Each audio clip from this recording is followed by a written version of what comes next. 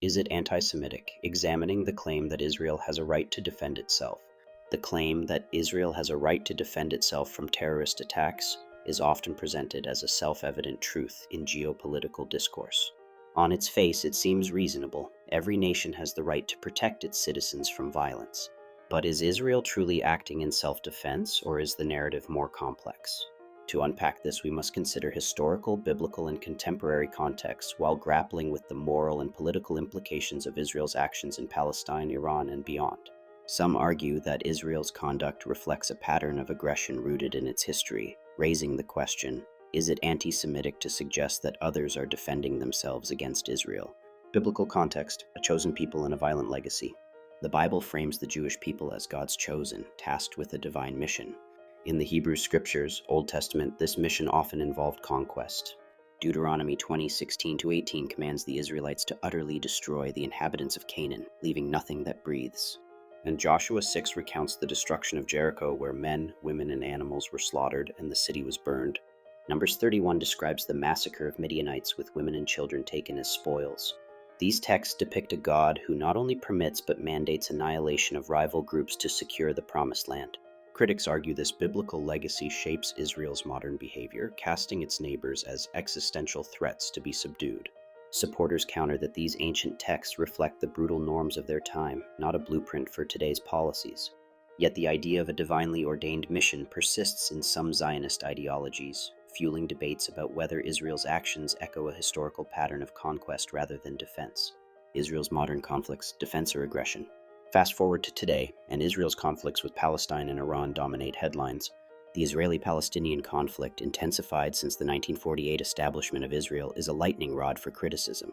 Israel maintains it faces existential threats from groups like Hamas, whose charter calls for its destruction. Rocket attacks from Gaza and suicide bombings in the past are cited as evidence of terrorism necessitating defense. Yet the scale of Israel's response raises questions.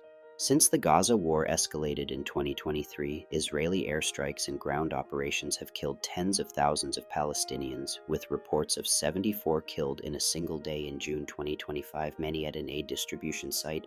Medics reported 59 deaths when Israeli tanks fired into a crowd seeking aid from trucks, one of the deadliest incidents involving desperate civilians. Critics, including UN experts, describe these actions as extermination, pointing to strikes on schools and aid workers as human rights violations. With Gaza's population largely composed of children, the term genocide has gained traction among activists and scholars, though Israel rejects it, citing Hamas's use of civilian areas as shields. The asymmetry is stark. Israel's advanced military, backed by US support, contrasts with Palestine's limited resources. Jesus, often identified as a Palestinian Jew in historical context, symbolizes for some the oppression of a native people under occupation. Bombing aid workers and starving populations evokes moral outrage, suggesting Israel's actions exceed self-defense and veer into collective punishment. Iran and the risk of wider war. Israel's recent strikes on Iran, reported in June 2025, mark another escalation. Israel claims preemptive action against Iran's nuclear ambitions and support for proxies like Hezbollah. Iran's counterattacks, killing scores, have drawn US warplanes into the fray, stoking fears of World War III. Some speculate Israel's Iron Dome missile defense system failed or was disabled, to provoke global sympathy and justify further aggression, though no evidence supports this claim. Such theories reflect distrust in Israel's motives, fueled by its history of preemptive strikes like the 1981 bombing of Iraq's Osirak reactor. Critics argue Israel's actions fit a pattern of regional dominance, not defense. Hebrew media reports in June 2025 suggested Israel was poised to strike Iran's nuclear facilities, contingent on US approval. If true, this implies strategic opportunism rather than immediate threat response. Meanwhile, Iran's retaliation risks spiraling into a broader conflict, potentially involving Russia, China, and North Korea, as global alliances shift.